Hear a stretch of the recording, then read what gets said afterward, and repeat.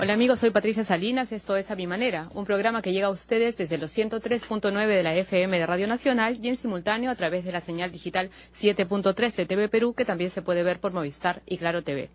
Hoy tendremos un programa de lujo porque nos visitará el artista plástico Fernando de Cislo para hablarnos de su libro de memorias titulado La vida sin dueño, en el que no solo habla de su vida, sino de la transformación del Perú en los últimos años en temas como la pintura y cultura en general. Luego me visitarán Mabela Martínez y Susana Rocarrey, productoras ejecutivas de Achabuca, disco de homenaje a nuestra compositora Chabuca Granda, en el que participan artistas de la talla de Joaquín Sabina, Rubén Blades y Kevin Johansen, entre otros. Y finalmente estará conmigo José Gaona, cantautor y ex concursante de La Voz Perú, quien nos presentará el videoclip oficial Inventándote, tema que pertenece a su primer disco titulado 1000 canciones. Y bueno, hasta ahora se sigue comentando el discurso que anoche dio la actriz Meryl Streep al recibir el premio Cecil B. DeMille en reconocimiento a su trayectoria cinematográfica en la ceremonia de los Globos de Oro. No solo se refirió a Donald Trump sin mencionarlo cuando dijo que si se expulsara a los extranjeros de los Estados Unidos no quedarían actores, sino que también pidió apoyo para la prensa libre. Necesitamos que la prensa defienda y saque a la luz todas las historias para que los poderosos respondan por sus actos. Debemos apoyar a nuestros periodistas porque los vamos a necesitar, dijo. Y al finalizar recordó una conmovedora frase de la recientemente fallecida Carrie Fisher. Como alguna vez me dijo mi querida amiga la princesa Leia, toma tu corazón roto y conviértelo en arte. Bueno, y hablando de eso, le doy la bienvenida a Fernando de Cislo, quien nos hablará justamente de eso, de cómo se logra hacer con el corazón roto arte. Y eso es lo que nos habla en este libro que se llama La vida sin dueño y que es el título de este libro, pues, de memorias. ¿Cómo está, Fernando? Bienvenido. Muchas gracias por la invitación. No, es un honor tenerlo acá. Hemos estado postergando varias veces desde el año pasado tratando de concretar esta entrevista porque queríamos hablar de este libro que, como lo decía al comienzo, no solamente es de su vida, sino un poco que retrata todo lo que ha pasado en nuestro país en los últimos años en lo que tiene que ver con cómo ha cambiado la cultura, cómo ha cambiado la pintura. Sin duda. No había ni siquiera salas donde exponer cuando usted comenzó a pintar, ¿no es cierto? No había. No había, pero cuénteme primero, la literatura siempre estuvo presente en su vida. ¿En algún momento pensó que si no hubiera sido pintor, hubiera sido escritor? Yo le diré que cuando estaba en el colegio yo creí que iba a ser escritor. Ajá. Claro, en mi casa había una tradición, Valdelomar. Era sobrino de Abraham muerto Valdelomar. hacía 6 años cuando yo nací. Y además era una presencia muy fuerte en la muy familia, fuerte, ¿no? Muy fuerte.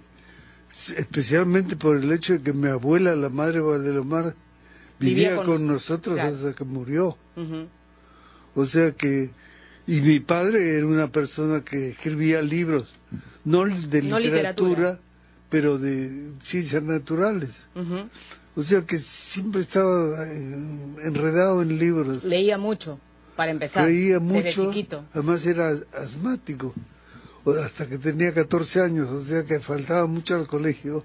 Y entonces ahí se quedaba... Leía, pues, ahí leía. Comencé como todo el mundo con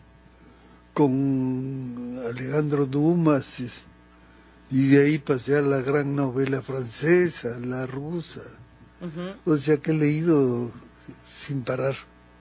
Pero se le cruzó por la cabeza entonces que la vocación le iba por ahí, sin embargo no se animaba a escribir mucho. No me animaba. Escribió un cuento alguna vez, me contaba antes de entrar al aire. Sí, escribí un cuento así, pero ya era pintor cuando lo escribí.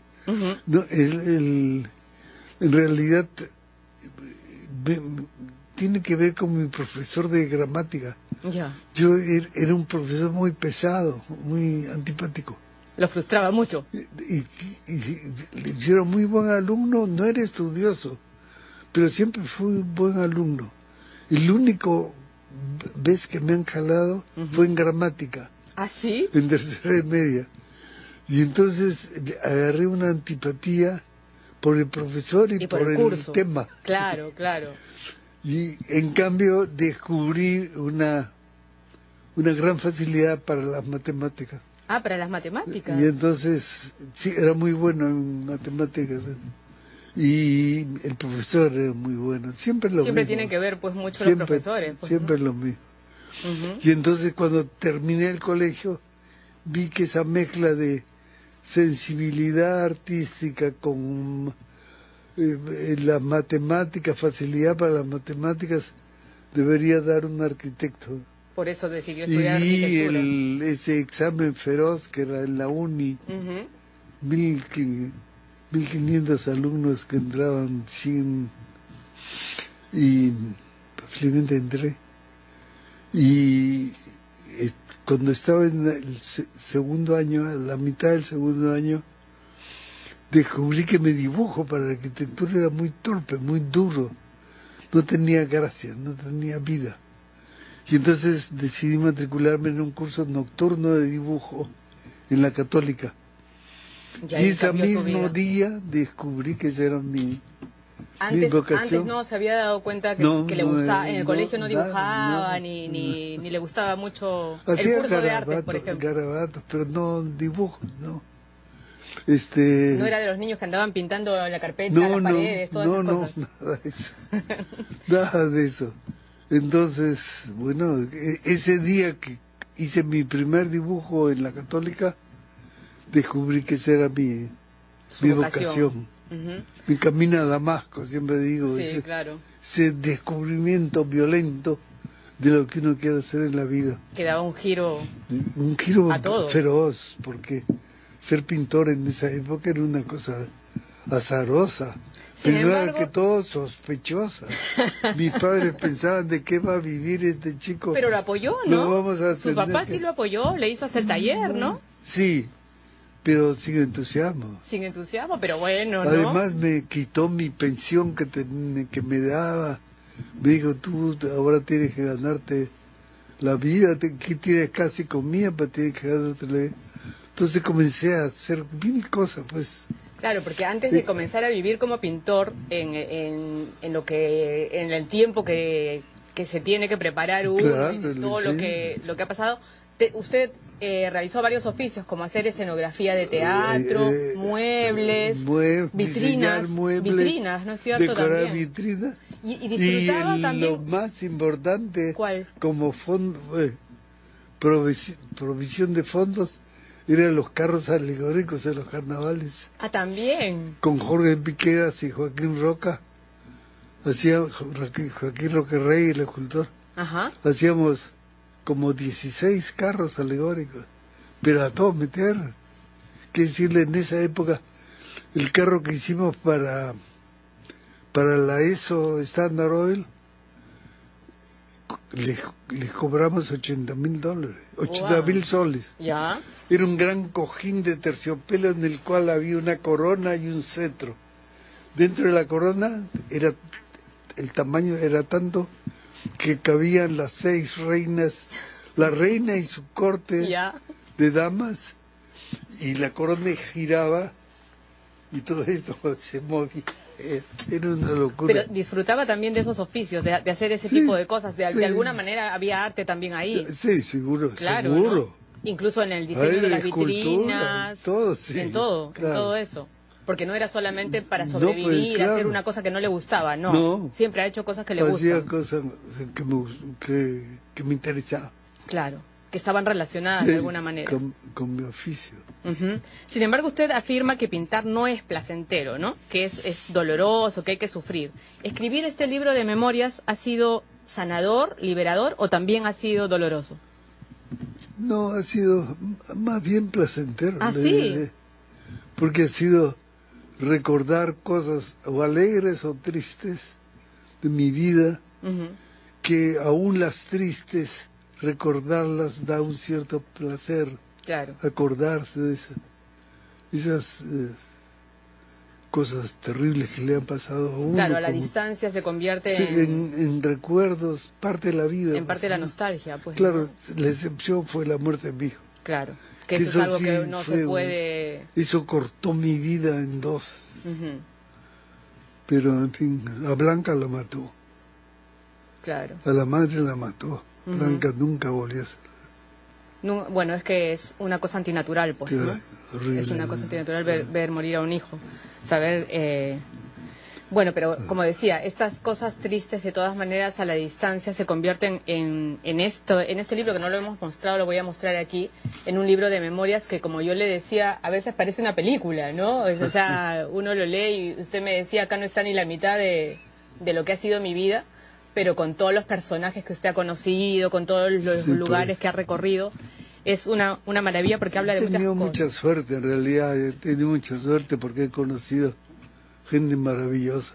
Y a veces cerquita, yo le decía antes de entrar, está un poquito como volviendo al barrio aquí, porque usted vivió en Santa Beatriz, y en Santa Beatriz vivía Salazar Bondi, Arguedas, Westphalen, Eyelson, Blanca Varela también, Ribeiro, todos estaban acá, toda la generación toda la generación de los 50, y en el mismo barrio. ¿Cómo así? Era como una casualidad.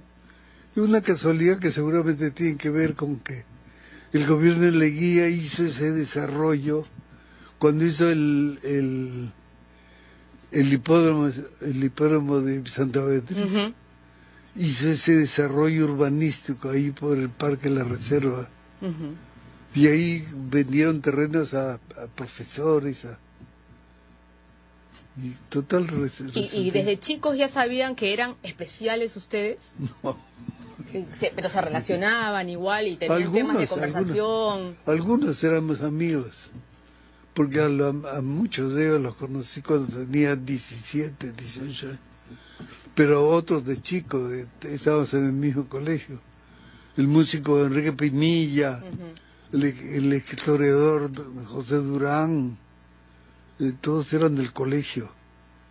Y de ahí vino amistad con músicos, con Enrique Turriaga, con José Malcio. Y después ahí, por no sé cómo, en una librería conocí a Salazar Bondi, que él era el gran fomentador de cultura. Claro. Si le dijera que a las personas, algunas de las personas más importantes de mi vida las he conocido por Sebastián. Desde Blanca a Eyelson, a Sologuren y a Mario Vargas Llosa. Claro. A Mario Vargas Llosa lo llevó Sebastián a mi casa para que hiciera una ilustración de un libro que había hecho Mario, unas traducciones de Moro. Y quería que yo hiciera un grabado. Yo no lo conocía, ni él me conocía a mí. Él era absolutamente un chico que no había publicado sino un cuento. La ciudad de los perros estaba a 4 años de vida. Pero la amistad fue instantánea. Inmediatamente. Instantánea, así como hay amor a primera vista, fue amistad a primera vista. Exacto. Y usted comenta un poco que no necesariamente había muchas confidencias, no, ni nunca, mucho menos. Ni confidencias, ni muchas palabras. Sí, pues eso es lo que me extraña. Hay una frase que usted dice, hay relaciones en las que no se necesitan palabras, ¿no? Muchas veces hemos vivido en distintas ciudades, pero siempre yo sé lo que Mario piensa y Mario sabe lo que yo pienso. Alguna vez hemos estado en distintos campos en materia política, una vez con Humala, ¿no?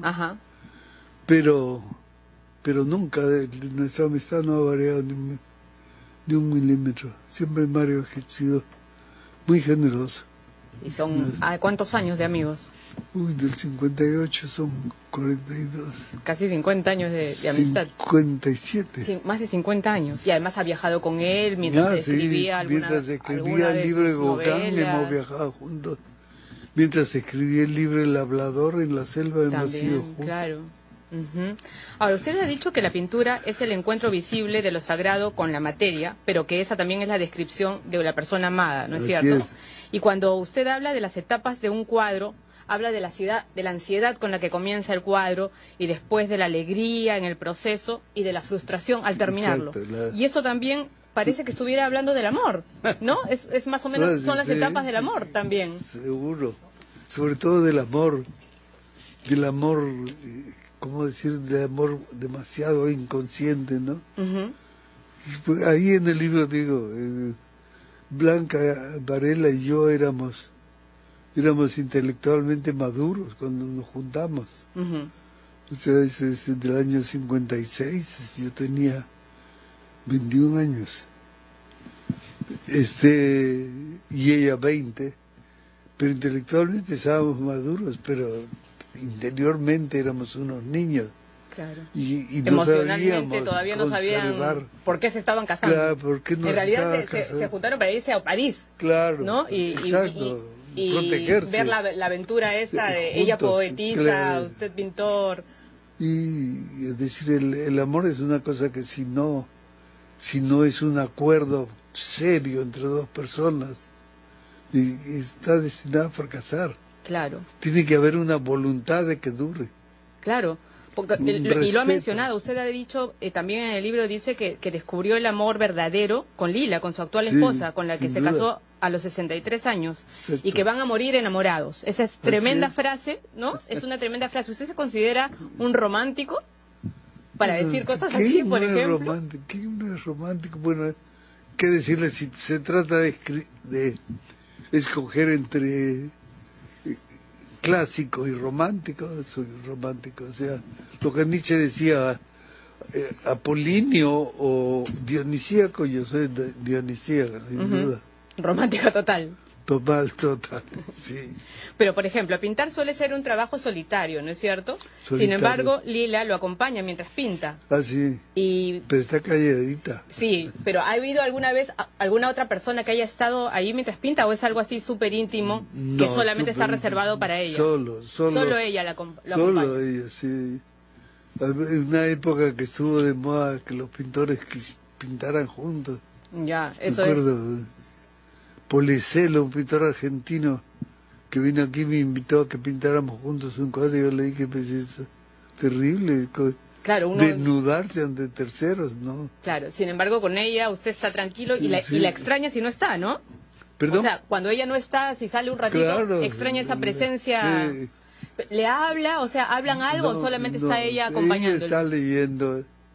De alguna manera es su musa, de todas maneras, aunque... De alguna manera es alguien que lo inspira, pues, ¿no? Y eso es otra pregunta que le quería hacer, porque usted pinta de una manera disciplinada, toma desayuno, comienza a pintar y almuerza... Soy muy disciplinado. Para un ratito y pinta hasta que no haya luz, ¿no es cierto? Sí. Y todos los días, incluyendo sábado y domingo, Sábado y domingo, sí. Claro, porque he leído que además no le gustan los fines de semana porque a veces se le acaba alguna pintura. No la puedo, sí. Claro, exacto. Claro, pero y esto, la relación con la inspiración, por ejemplo, ¿qué pasa si un día se levanta y no está inspirado? Y tiene ese horario así disciplinado, casi de oficina, y tiene... El cuadro es como un campo de batalla. Ya. Entonces hay cosas que hay que cumplir para después estalle, ¿no es cierto? Entonces uno va rellenando y de repente descubre que hay un pedazo del cuadro que comienza a hablar. Y entonces a partir de eso distribuye usted el trabajo. Claro. Es una aventura, pues. Una aventura. Eso es lo agradable, que es una aventura. Nunca sabe cómo va a terminar. Uno siempre cree que va a terminar en una obra maestra y siempre se da cuenta al final que ha terminado en una derrota, ¿no? ¿Es cierto eso cuando usted dice que cada cuadro que termina va llenando su almacén de derrotas o algo así? Es decir, hay una tal diferencia entre el cuadro soñado. El cuadro que usted tenía adentro y que quiere hacer, mientras lo hace, siente que lo está realizando, pero cuando termina... Y cuando lo termina, de verdad, es eso que dice que se vaya y que no regrese más. Que se vaya, no quiero verlo. Y no le importa quién se lo lleve, quién lo ha comprado. No importa. Por ejemplo, mucho se ha hablado después del libro, del famoso cuadro que compró Lennon, que era uno claro. Que era de la colección de Rockefeller, ¿no? Sí. Mucho se ha hablado de eso. ¿Y le interesa, por ejemplo, eso, que una persona como Lennon tenga un cuadro, o le da lo mismo que lo tenga Lennon o que lo tenga Perico de los Palotes?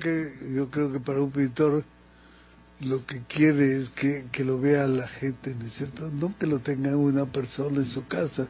Que esté en las galerías. El destino de un cuadro es un museo, cuando es bueno. Claro. Si no, mejor lo olvido. Ahora, usted es una persona, bueno, además de perfeccionista, que nunca está muy contento con el resultado de sus cuadros, como nos decía, pero una persona que ha sabido mantener la humildad, que debe ser de lo más difícil que ha tenido que hacer en un mundo lleno de egos como es el mundo de los artistas, que son los más ególatras del mundo. Sí, y además... duda, pero es que si uno es realista es feroz, pues, porque se da cuenta. Es decir, cuando uno mira los cuadros que admira, Rembrandt o Velázquez o pintores más nuevos como Bonnard o Picasso, se da cuenta de cuán pequeño es lo que ha conseguido. ¿Siente eso todavía? Sí, no, sin duda. Es decir, nosotros nos sentimos orgullosos porque es uno de nuestros grandes pintores. Gracias, pero es una ilusión. Es una ilusión para usted. Bueno, y usted va a seguir, como les decía, pintando todos los días. ¿Y tiene pensado escribir más después de esta experiencia? No, yo creo que ahí ya solté todo lo que tenía, que me parecía que merecía ser contado. Seguro que hay más cosas, pero claro, ya no tengo, pero la gente se queda con las ganas. Ya no tengo ánimo, ya no tengo ánimo. Ahora lo que me queda tan poco tiempo de vida que lo que me provoca es pintar.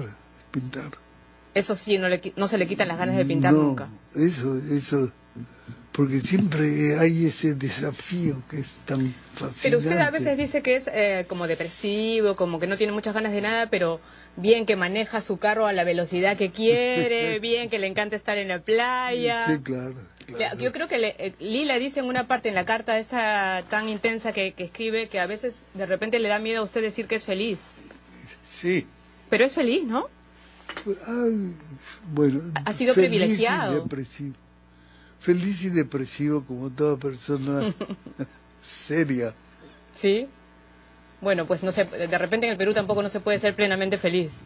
En ninguna parte se puede ser plenamente feliz, ni en el paraíso. Ni en el paraíso. ¿No? Bueno, don Fernando, muchas gracias. Y bueno, a la gente que le interese todo lo que nos cuenta Fernando de Cislo en este libro de memorias, La vida sin dueño, que además es un título hermoso porque nunca ha tenido un jefe, nunca ha tenido dueños, siempre ha sido libre, ¿no? ¿Quién como usted? ¿Quién como usted? Siempre he podido opinar sin tener en cuenta lo que... Sin tener que dar cuenta a nadie. Lo que me pase, sí, por eso.